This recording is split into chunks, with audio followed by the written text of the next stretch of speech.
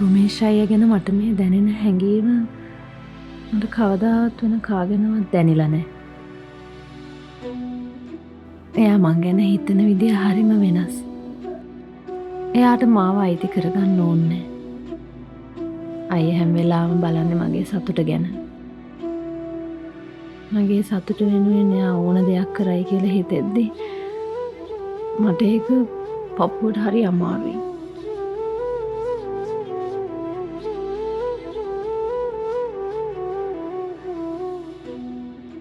ඒ හැඟීම මට අලුත්.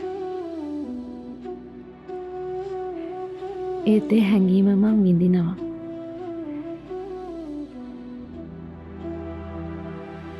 මං ආසයි මගේ පවුල ගැන, මගේ සතුට ගැන මං ගැන හිතන කෙනෙක්ට.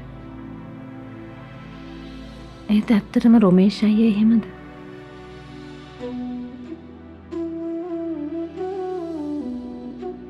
මොකද්ද මට මේ දැනෙන හැඟීම?